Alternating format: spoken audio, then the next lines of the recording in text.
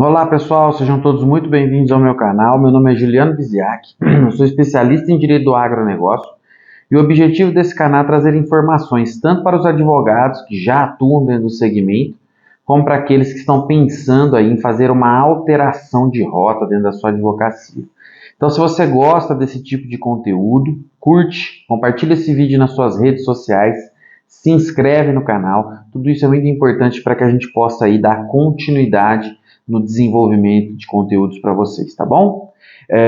E hoje nós vamos falar sobre uma dúvida, né, muito frequente por parte dos advogados, ou que fazem os cursos, ou que acabam fazendo trabalhos em parceria aqui comigo, né? No caso de alongamento da dívida rural, o que seria essa incapacidade de pagamento e como se comprovaria essa incapacidade de pagamento, tá? Então vamos contextualizar essa informação, né?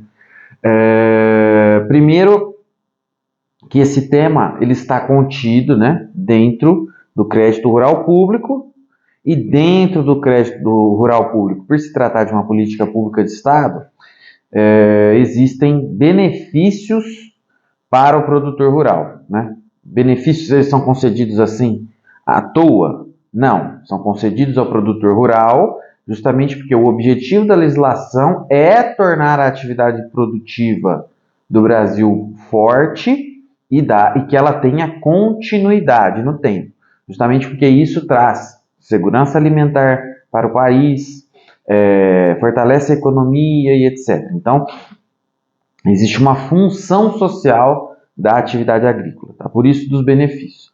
Então, quando a gente fala em crédito rural público, um desses benefícios, entre aspas, né, trazidos para o produtor rural é justamente a possibilidade do pedido de alongamento da dívida rural, tá? Esse alongamento ele não se dá em qualquer circunstância.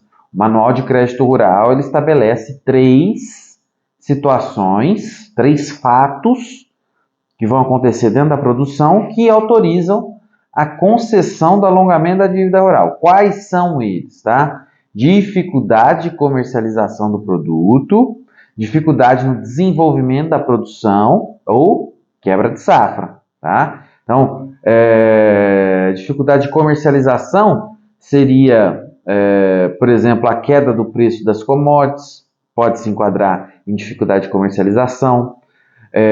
Dificuldade de desenvolvimento da produção, quando, por exemplo, falta algum insumo no mercado que dificulta o desenvolvimento de algum tipo de lavoura.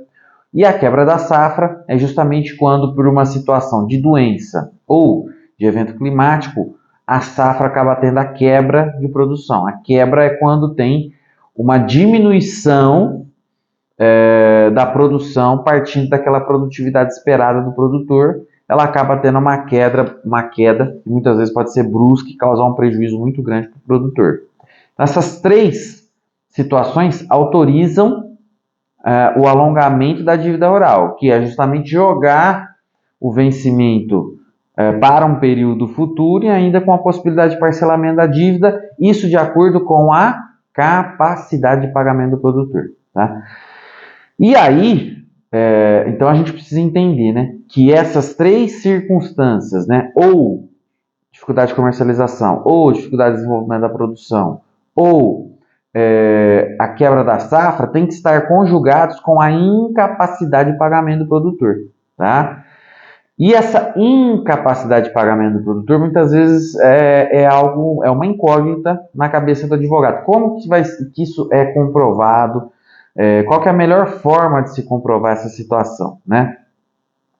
Então, quando a gente fala em incapacidade de pagamento do produtor, nós estamos falando de uma circunstância, uma situação em que a produção dele, o resultado da produção, não é suficiente para fazer frente às suas dívidas, ou seja, as dívidas que ele tem são maiores do que o resultado de produção. Leva-se em consideração o patrimônio particular do produtor? Não. Bens imóveis, fazendas, maquinários. O objetivo não é que isso tenha que ser vendido para que o produtor faça frente às dívidas rurais. Dívidas rurais, né? Dívidas de crédito rural se paga com o resultado da produção. É por isso que existe a possibilidade do alongamento da dívida rural, tá? Então, essa incapacidade de pagamento, ela é decorrente justamente de uma dificuldade advinda da sua atividade produtiva, da sua atividade econômica, tá? Então, o laudo de incapacidade de pagamento, ele precisa demonstrar a ausência de fluxo de caixa do produtor naquele período e quanto tempo ele precisa para retornar a ter fluxo de caixa e depois quanto tempo que ele precisa para pagar aquela dívida de forma parcelada. É por isso que o alongamento da dívida rural não tem um período fixo de quanto tempo ele pode prorrogar ou postergar essa dívida. Isso vai depender do próprio laudo do produtor, onde vai estar estabelecido qual o período que ele precisa para alongar a dívida, né? Tanto de período de carência quanto de parcelamento. Tá? Então, o que vai constar desse laudo de incapacidade de pagamento? O fluxo de caixa do produtor. Como está agora, qual a perspectiva para os próximos anos, ciclos produtivos, e quando ele voltará a ter condições financeiras de adimplir com os custos de sua produção e ainda pagar a parcela daquela dívida. Então, esta é a ideia do laudo de incapacidade de pagamento. É demonstrar a momentânea, né, porém muito pesada incapacidade de pagamento que existe agora para adimplir a dívida rural. Então, vai se demonstrar a ausência de fluxo agora, quando que esse fluxo começa a melhorar e o ano ideal para que ele volte a pagar aquela dívida. Então, com isso, vai ser possível demonstrar o quanto que o produtor precisa de carência, 2, 3, 4 anos de carência, e depois o período de parcelamento que ele precisa para adimplir aquela dívida. 1 ano, 2 anos, 3 anos, 4 anos, 5 anos. Isso vai estar estabelecido aonde? No laudo de incapacidade de pagamento. Doutor, esse laudo, ele tem que ter documentos comprobatórios para fundamentá-lo? Sim, tá? Às vezes é difícil que o produtor rural, principalmente o pequeno e médio, que ele tenha notas fiscais, coisas do tipo. Mas ele tem que pelo menos ter o imposto de renda, tá? No imposto de renda já é possível fazer essa projeção aí de fluxo de caixa, baseado nos 3 anos anteriores e do que virá para frente, com base na própria realidade, né, daquela modalidade de produção que ele tem. Se é pecuária de corte, pecuária de leite, se é produtor de grão, soja, milho, etc. Tudo isso será levado em consideração para estabelecer esse laudo de incapacidade de pagamento e os fluxos de caixa do produtor, certo?